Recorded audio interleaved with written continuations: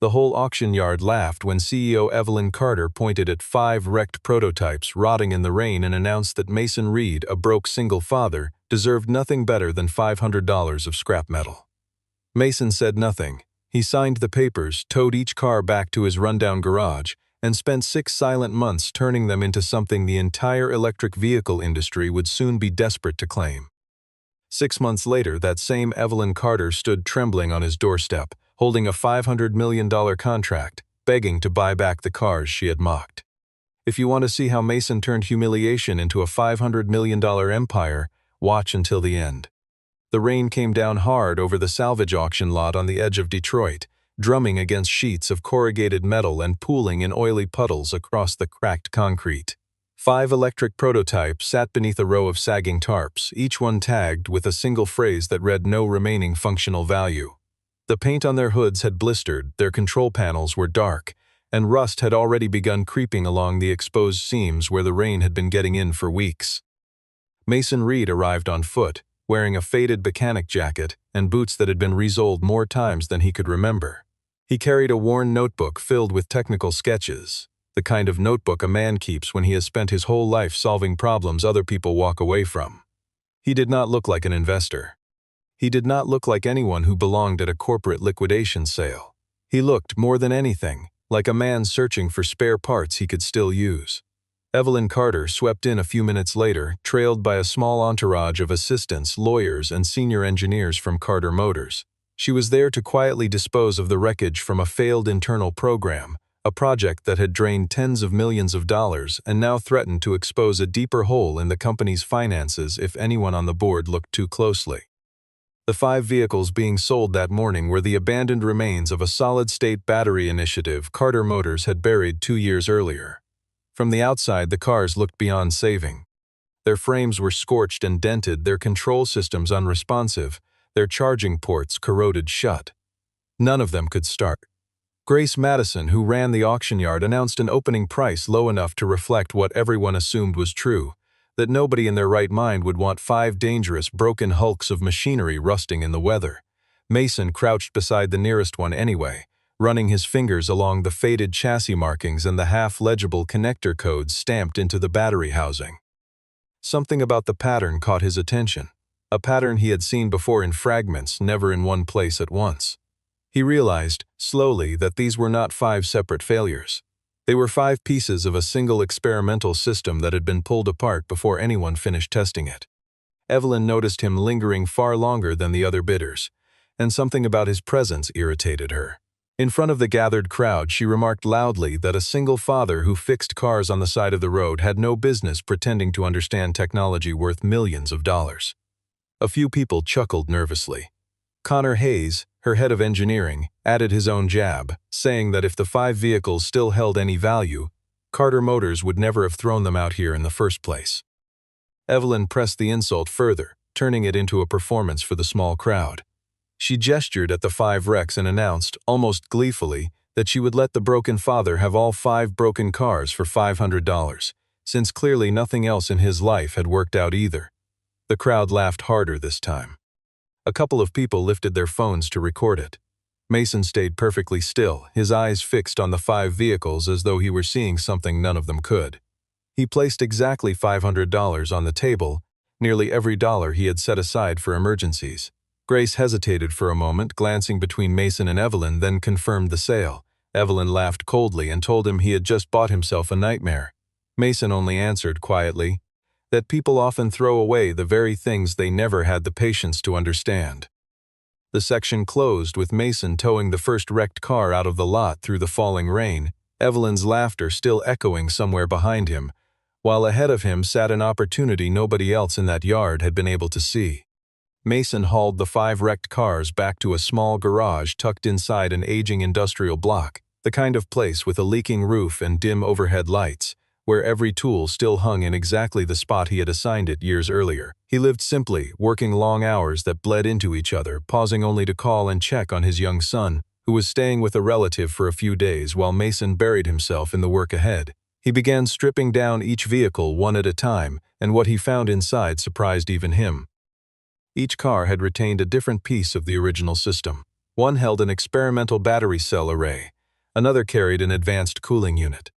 A third held a torque control module, a fourth an unusual thermal frame, and the fifth carried locked software that nobody at Carter Motors had ever finished writing. Carter Motors, without realizing it, had built a remarkably efficient architecture and then abandoned it the moment their engineers failed to solve a single thermal synchronization error.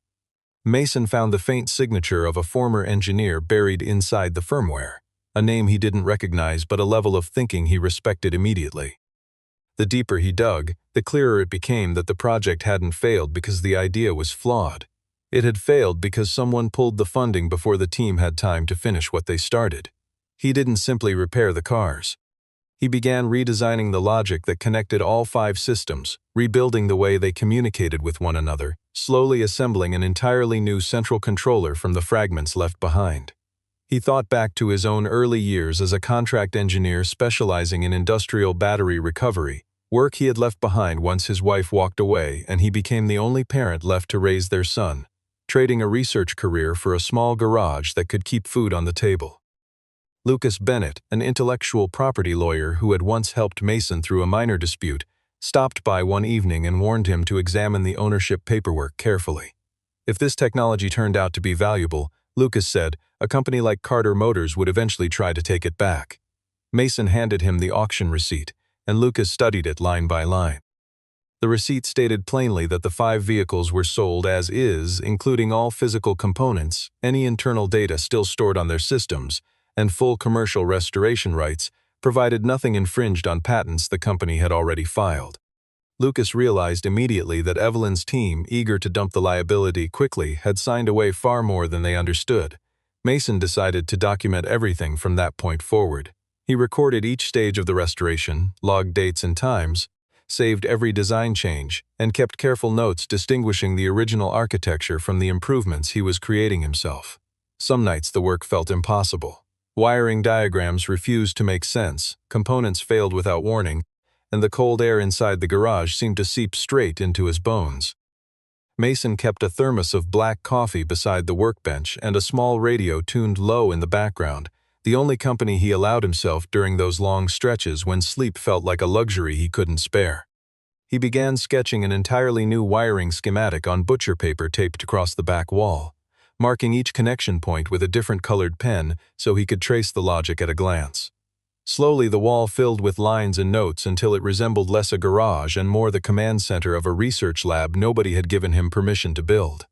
There were moments of doubt, too. He wondered whether he was chasing something real or simply refusing to admit defeat out of stubbornness. But each time he traced the architecture back to its source, the pattern held together too cleanly to be coincidence. Somebody brilliant had designed this system once, and somebody equally foolish had walked away from it before it had the chance to prove itself. The section closed on Mason powering up a single battery module for the first time. A faint blue glow filled the dim garage. Standing there in the quiet, he understood that the $500 he had spent that morning had just become something capable of changing the entire direction of his life. Across the city, inside the glass towers of Carter Motors, Evelyn walked into a boardroom full of restless board members and impatient investors. Her company was in trouble. The new electric flagship set to launch in a matter of months was suffering from severe battery overheating, a shorter driving range than every major competitor, rising production costs, and a press corps that had begun sniffing around for a bigger story. Connor Hayes reported that his engineering team needed another 18 months and hundreds of millions more to solve the overheating problem. Evelyn's frustration boiled beneath her composed exterior, because the company no longer had that kind of time to spare. Samuel Brooks, one of the firm's largest investors, warned bluntly that if Carter Motors could not demonstrate a stable working prototype within 6 months, he would pull his funding entirely.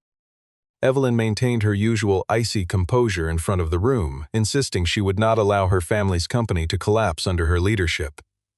But alone in her office afterwards, staring at an old photograph of her late father, the weight of everything pressed down on her in a way she rarely allowed anyone to witness.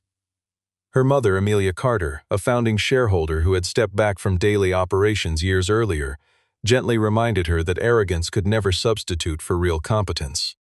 Evelyn brushed the remark aside, convinced her mother had simply grown too soft for the realities of running a modern company. Meanwhile, a junior engineer forwarded Connor a video circulating quietly within mechanical engineering circles, showing a man in a rundown garage successfully powering up a prototype battery cell that Carter Motors had thrown away months earlier. Connor recognized Mason instantly and felt a jolt of panic, because he knew those 5 vehicles might still contain internal data the company had never properly wiped. Rather than report the discovery honestly to Evelyn, Connor buried it. He had been the one who originally pushed to cancel the project, and he had no intention of letting his earlier judgment be exposed as the mistake it truly was.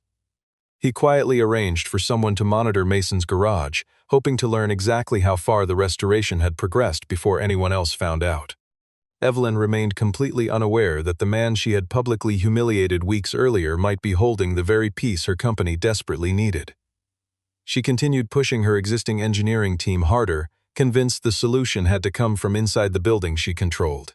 Evelyn's office sat on the top floor of the headquarters tower, all glass and steel, overlooking a skyline that had once made her feel invincible. Lately, it only reminded her how far there was to fall.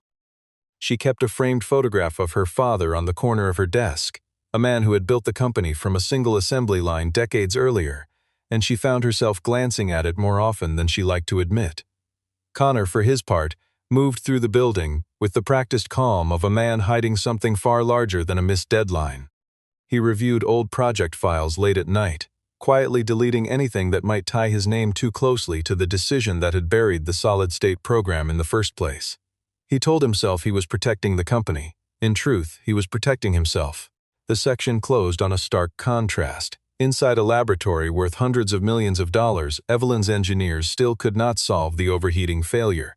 Inside a quiet garage on the other side of the city, Mason had already gotten his first prototype running steady and silent, with no fanfare at all. Mason realized that if he combined the data scattered across all 5 vehicles, he could reconstruct the original design map for the entire abandoned program. The foundational blueprint was still flawed, which meant he would have to write an entirely new thermal coordination system from scratch, rather than relying on what Carter Motors had left behind. He worked with an almost obsessive discipline, repairing customer vehicles during the day to keep money coming in, then disappearing into prototype restoration once night fell. The strain of running a household alone surfaced only briefly, a passing reminder of the stakes riding on every late hour he spent hunched over wiring diagrams, never lingering long enough to pull focus away from the larger story unfolding around him. Grace Madison, curious about what had become of the wreckage she'd sold him, stopped by the garage one afternoon and was stunned to see the chaos transformed into something resembling a genuine research operation. Mason asked if she would be willing to testify, if it ever came to that, about the condition of the cars at the time of sale, the insults Evelyn had hurled across the auction floor, and the transfer paperwork that followed. Grace agreed without hesitation, having found Evelyn's cruelty that day far crueler than the moment called for. Lucas began preparing the legal groundwork in earnest, encouraging Mason to formally name the new control system Reed Thermal Sync, a technology developed entirely after the vehicles changed hands and therefore entirely his to claim. Mason tested the first reassembled vehicle inside an abandoned industrial yard nearby. The car shook violently on its first attempt, the battery temperature spiked dangerously, and he barely managed to cut power before things turned disastrous. The failure left him nearly out of money, forcing him to sell off several old tools just to afford the replacement parts he needed to keep going. During a long, rain-soaked night, Mason finally traced the real problem. It wasn't the battery chemistry at all. It was the way the software prioritized raw power output the moment the driver accelerated. He rewrote the underlying algorithm so the system distributed load intelligently instead of forcing maximum performance no matter the cost. The second attempt ran clean. The car held steady, the range exceeded every internal estimate he'd calculated, and the cooling system performed more smoothly than anything Carter Motors had ever managed with their original design. Mason didn't celebrate loudly. He simply sat behind the wheel, breathing out slowly, fully aware that he had just built something the giant research labs around him had quietly given up on. Lucas advised him to formally incorporate, both to protect the intellectual property and to give the work a name of its own. Mason chose to call it Reed Motion Labs. The section closed with Mason laying all 5 keys across his workbench beside the legal paperwork and the new technical blueprints. What had started as $500 worth of scrap had become the foundation of something real. Connor arrived at Mason's garage quietly, posing as a representative of Carter Motors with an offer to buy back all 5 vehicles for $50,000, framing it as an unusually generous gesture toward a man who simply fixed cars for a living. Mason declined politely, explaining that the true value of what he'd built couldn't be measured in a few tens of thousands of dollars. Connor shifted his tone, threatening that Carter Motors could pursue legal action if Mason continued using what he called the company's proprietary technology. Mason calmly produced the auction documents and reminded him that every page had already been reviewed by legal counsel. Connor left angry but unable to act immediately, which only pushed him towards something far more reckless. He arranged for someone to break into the garage that night and steal the hard drive containing Mason's research. Mason had anticipated exactly this. He had spread his data across several secure locations, installed cameras throughout the garage, and locked down his main systems. The intruder walked away with nothing more than a decoy drive filled with worthless old files. Lucas used the break-in footage as evidence but cautioned Mason against making it public right away. They needed to understand who was really behind it and why a company as large as Carter Motors seemed so afraid of a single restored prototype. Connor returned to headquarters and lied to Evelyn, claiming Mason was illegally withholding research property that belonged to the company. He pushed her hard, urging her to authorize aggressive legal action immediately. Evelyn, already under enormous pressure from the board, trusted him completely and instructed her legal team to send Mason a formal demand to cease all activity and surrender both the vehicles and the data inside them. Mason received the legal notice inside his garage and didn't panic. He understood this was the moment the story would finally be forced into the light. Grace warned him that Evelyn was an extremely powerful adversary, capable of crushing a small operation through media pressure and an army of lawyers if she chose to. Mason told her he wasn't fighting out of pride. He was fighting because of the work he had poured into those 5 vehicles, and because people like him were so often treated as though they had nothing worth listening to. In the days following the failed break-in, Mason changed his routine slightly, arriving earlier and leaving later, always glancing toward the street before unlocking the garage door. He didn't tell anyone how unsettled the intrusion had left him, not even Lucas. He simply doubled down on the work, treating every late night as proof that he refused to be frightened off something he had built with his own 2 hands. Connor grew increasingly desperate behind closed doors, pacing his office long after the rest of the building had emptied out, replaying every possible way the truth could surface, and trying to calculate how much longer he could keep Evelyn convinced that Mason was the villain in this story, rather than himself. The section closed with Mason signing his formal legal response, officially declaring Reed Motion Labs the rightful owner of every improvement made to the 5 vehicles he had purchased through a legal, unconditional sale. Evelyn invited Mason to Carter Motors headquarters, intending to pressure him into surrendering his technology cheaply before the story could spread any further. Mason walked into the gleaming corporate tower wearing a clean but well-worn mechanic jacket, drawing dismissive glances from employees who stood out sharply against the polished marble and glass surrounding them. Inside the boardroom, Evelyn sat at the head of the table, flanked by Connor and a row of corporate attorneys. She kept her tone cold, accusing Mason of building a reputation off property her own company had discarded. Mason calmly laid out the auction documents, the bill of sale, his restoration logs, and his company registration across the table in front of everyone. Evelyn reminded him that he had paid only $500. Mason answered that she was the one who had priced them as garbage in front of an entire crowd. Connor tried to twist the narrative, insisting Mason had simply repaired existing technology rather than created anything new. Mason requested permission to display a side-by-side comparison between Carter Motors' original failed system and the Reed thermal sink architecture he had written from scratch. The room fell quiet as engineers studied the heat distribution charts, the efficiency curves, and the torque response data on the screen, several of them realizing Mason had solved a problem their own team had failed to crack for years. Evelyn, still trying to hold her composure, asked Mason flatly how much he wanted. Mason offered no number. He told her the technology wasn't currently for sale. Evelyn took this as an insult, assuming he was simply driving up the price out of personal resentment. Mason clarified that he hadn't come there seeking revenge. He had come to prove that the 5 vehicles were never broken. They had simply ended up in the hands of people too arrogant to look closely enough to understand what they held. The remark struck a nerve. Furious, Evelyn ended the meeting and ordered her legal team to prepare litigation.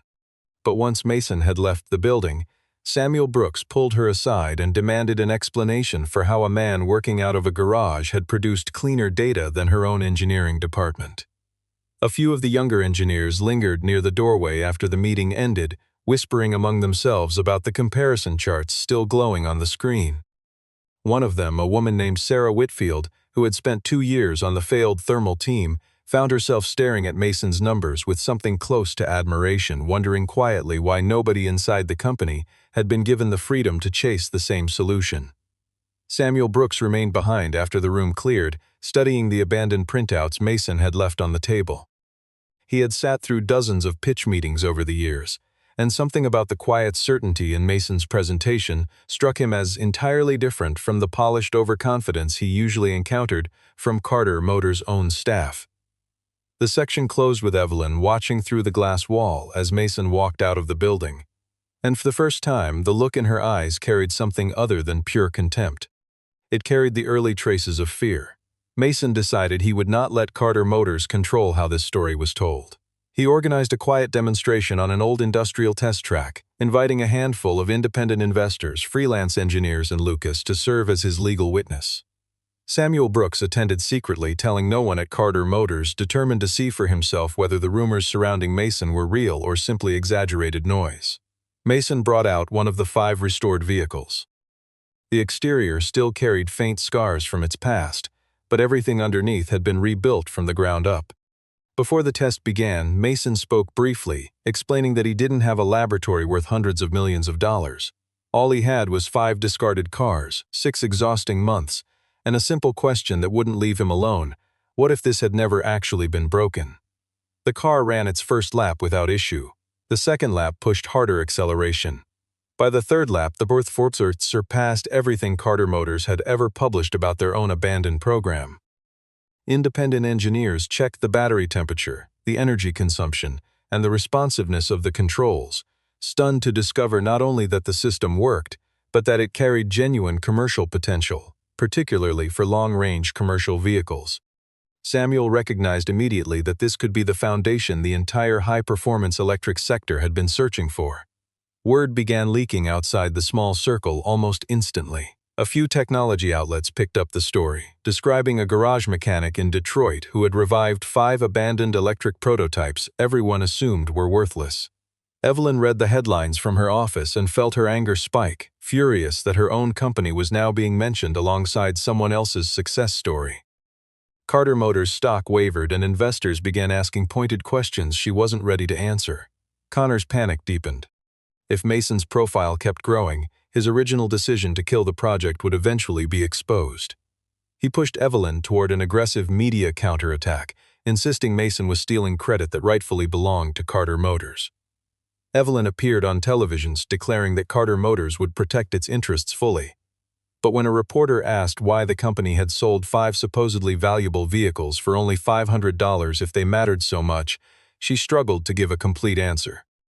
The section closed with Mason watching the interview alone in his garage, feeling no satisfaction in her discomfort, only a quiet understanding that he was no longer facing one arrogant executive, but an entire corporation now backed into a corner. Lucas dug deeper into the project's history and discovered that the original solid-state battery program had been quietly funded in its early stages by Amelia Carter, long before Evelyn took control of the company. Amelia sought Mason out herself after watching footage of the test drive, not to threaten him but to understand exactly how he had solved the problem her own engineers once abandoned. Mason explained the fix in simple terms. Amelia realized he had accomplished something the company's younger leadership hadn't shown the patience to finish. She told him plainly that the 5 vehicles were never supposed to be liquidated. They had been classified as protected research assets, but Connor had pushed hard for their disposal in order to bury a failure he didn't want traced back to him. Mason now understood that Connor's motives went beyond arrogance. He had killed a potentially successful program purely to protect his own position. When Evelyn learned that her mother had met privately with Mason, she grew furious, accusing Amelia of betraying the company. Amelia confronted her directly, telling Evelyn that her real problem wasn't Mason at all. Her real problem was that she trusted people who simply told her what she wanted to hear. Evelyn began to suspect Connor but still refused to fully accept the truth, ordering an internal audit of the cancelled project instead. Connor attempted to destroy the original records, but Lucas had already secured copies through the auction trail, along with a sworn account from Grace confirming everything that had happened that rainy morning. Grace testified that Evelyn had publicly mocked Mason, personally priced the 5 vehicles as worthless scrap, and signed an unconditional sale without any clause allowing the company to reclaim them later. Samuel Brooks demanded an emergency meeting between Carter Motors and Reed Motion Labs, warning Evelyn that if she still wanted to save her company, she needed an honest conversation, not another round of threats. Amelia spoke slowly, choosing her words with the care of someone who had spent decades watching companies rise and fall on decisions made too quickly. She told Mason that her late husband had always believed the best engineering came from people who had nothing handed to them, people who learned to solve problems because failure simply wasn't an option they could afford. Listening to her, Mason understood that the woman sitting across from him had spent years quietly mourning the version of Carter Motors her husband had originally built. Back at headquarters, the audit team uncovered email after email showing Connor downplaying early test results, burying promising data beneath vague language designed to make the project look hopeless long before it actually was. Evelyn read through each message twice, her anger growing with every line, not just at Connor, but at herself for never once questioning his version of events. The section closed with Evelyn sitting alone, reading the completed audit report. Connor had been wrong, Mason had been right, and she herself was the one who had handed a $500 million opportunity to the very man she had once humiliated. The launch deadline for Carter Motors' new flagship vehicle was closing in fast. Evelyn still insisted on relying solely on her existing engineering team rather than turning to Mason for help. During an internal demonstration in front of nervous investors, the new prototype overheated within minutes of acceleration. The system shut itself down automatically, smoke curled from the rear panel, and the entire control room fell into stunned silence. Samuel Brooks stood up and walked out of the testing facility, telling Evelyn he had seen more than enough. Without an immediate solution, he warned his investment would be frozen indefinitely. Carter Motors stock dropped sharply the following morning, and several outlets called it the most expensive failure of Evelyn Carter's career. Connor tried to shift blame onto his junior engineers, but Evelyn already had the evidence she needed. She fired him on the spot once she confirmed he had hidden critical data, mishandled the liquidation of protected assets, and orchestrated the break-in at Mason's garage. Firing Connor solved nothing on its own. Evelyn now had to face the uncomfortable truth that the only real solution sat in the hands of a man she had once mocked publicly. Pride held her back. Amelia reminded her that an apology wouldn't weaken her as a leader, it would only prove she still had the honesty required to lead at all. Evelyn found herself replaying the memory of that rainy auction morning, the way she had laughed while the crowd jeered at Mason. For the first time, real shame settled over her. Meanwhile, Mason had begun receiving offers from other major manufacturers. One international company offered $300 million for exclusive rights to Reed Thermal Sink. Lucas urged him to weigh his options carefully. Selling to a competitor could make him wealthy immediately. Partnering with Carter Motors could save thousands of Detroit jobs, but would mean working closely with the very woman who had humiliated him. Mason refused to let resentment guide his decision. Whatever deal he eventually accepted, he insisted it had to protect his creative rights, the people working the factory floor, and the long-term future of the technology itself. The factory floor itself grew tense in the days following the failed demonstration. Workers traded nervous glances near the assembly line, aware that layoffs were no longer a distant possibility but a looming certainty if the company couldn't stabilize its next launch. Word had spread that the garage mechanic from the news clips might hold the answer, and more than a few employees found themselves quietly hoping Evelyn would swallow her pride before it was too late. Lucas spent that week drafting multiple versions of a potential agreement, trying to anticipate every angle Carter Motors might attempt once negotiations began in earnest. He warned Mason that powerful companies rarely surrendered control gracefully, and that whatever deal eventually formed would need ironclad language protecting both the technology and the people who depended on it. The section closed with Evelyn driving alone to Mason's garage, no lawyers, no security, just a new proposal in her hands and an exhausted, sleepless look on her face. Evelyn stood outside Mason's old garage in the early morning light. There was no boardroom now, no team of assistants trailing behind her, just exhaustion written plainly across her face, more honest than anyone had seen her in months. Mason opened the door without surprise.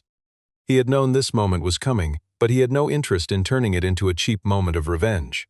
Evelyn looked past him and saw the 5 vehicles she had once called garbage, now arranged neatly inside, each one playing a distinct role within the research system Reed Motion Labs had built around them.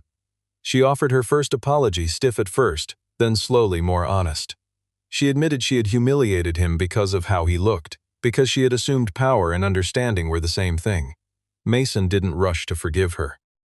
He told her plainly that what hurt wasn't the $500. It was the way she had convinced an entire crowd that a man like him couldn't possibly have any value at all. Evelyn placed a new contract on the workbench between them. Carter Motors was offering $500 million, combining cash, equity, and a technical leadership role for Mason in exchange for commercial rights to the 5 vehicles, the integrated system, and Reed Thermal Sink itself. Mason read through it carefully with Lucas beside him. Buried within the language were terms that still favored Carter Motors heavily, slowly allowing the company to push Reed Motion Labs out of future production decisions. Mason refused to sign. Evelyn looked stunned, certain that no one in his position would ever turn down a number that large. Mason told her that a large number didn't automatically mean a fair one. He wasn't willing to trade away the soul of what he had built simply to make the figure look impressive on paper. Evelyn's composure finally cracked. She admitted that without Mason's technology, Carter Motors would lose its factory, its workers would lose their jobs, and her family's legacy would collapse entirely. Mason laid out his own conditions instead. Reed Motion Labs would retain ownership of the core technology. Carter Motors would receive a defined licensing period for production. Mason would hold the position of technical director over the project. Connor and everyone connected to the theft attempt would face a full investigation. A portion of the profits would fund a training program for young mechanics and engineers coming from working-class backgrounds, and the Detroit factory would remain open throughout the entire restructuring process. Evelyn was overwhelmed at first, but slowly understood that Mason wasn't trying to humiliate her in return. He was building something designed to last far longer than a single transaction. Amelia and Samuel joined the negotiations soon after. Samuel backed Mason's conditions completely, recognizing that they protected both the technology and the company's ability to actually manufacture anything with it. Evelyn eventually agreed.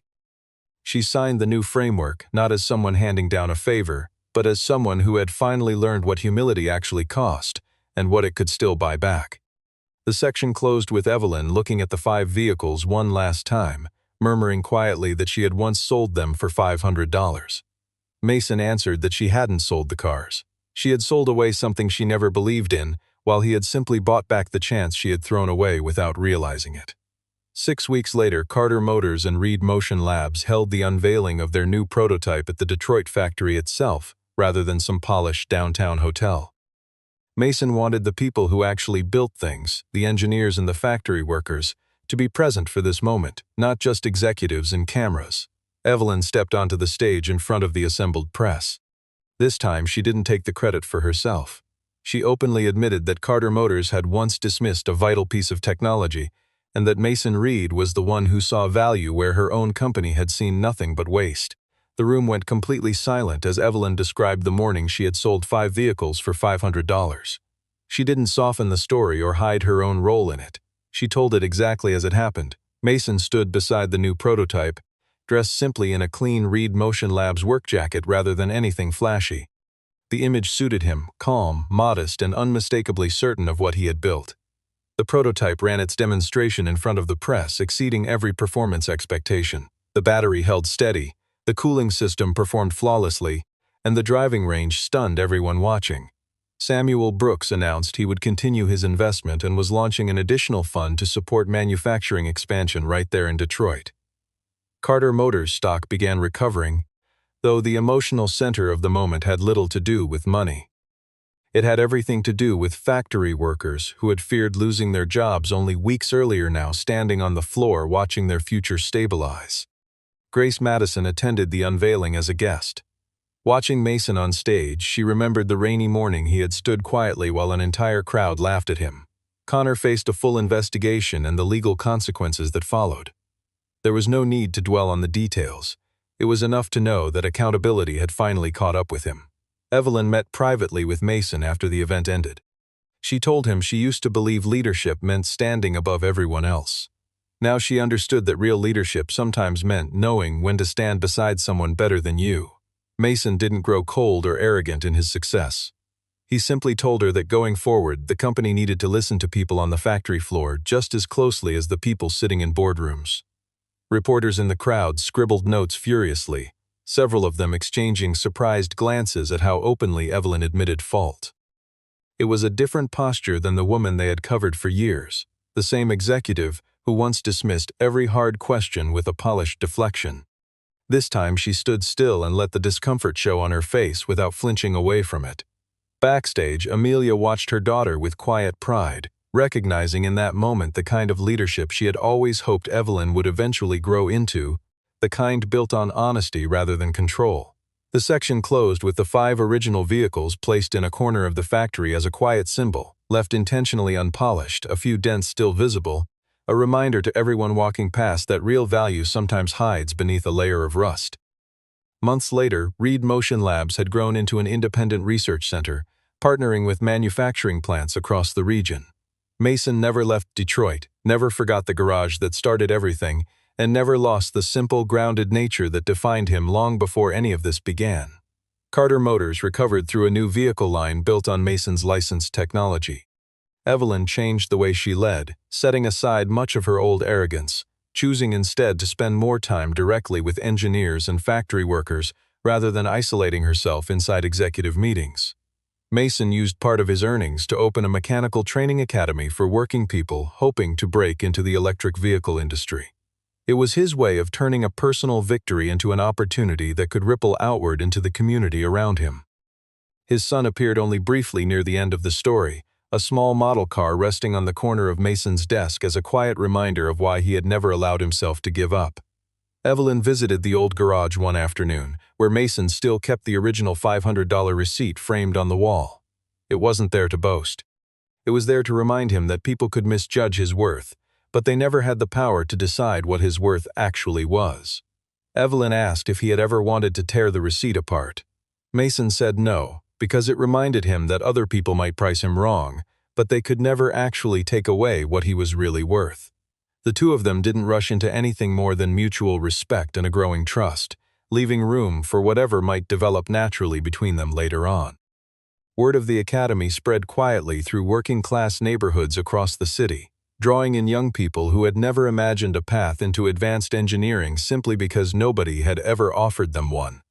Mason taught a handful of evening classes himself, standing at the front of a small classroom built inside the same industrial block where his garage still stood, reminding his students more than once that the most important tool in the room was patience, not talent.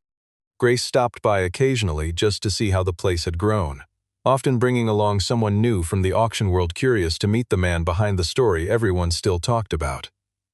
Lucas remained close as well, no longer just a lawyer but something closer to a trusted friend who had stood beside Mason through every difficult turn. The final image showed Mason standing inside the factory, looking at the 5 vehicles that had once been thrown away, now serving as the foundation of something far larger than either of them had expected. Machinery hummed steadily around him. Workers moved back along the production line and daylight spilled through the high windows overhead. Evelyn had once believed she sold Mason 5 broken cars. In truth, she had sold away the most expensive lesson of her life for $500, and it took $500 million just to earn the chance to learn it all over again.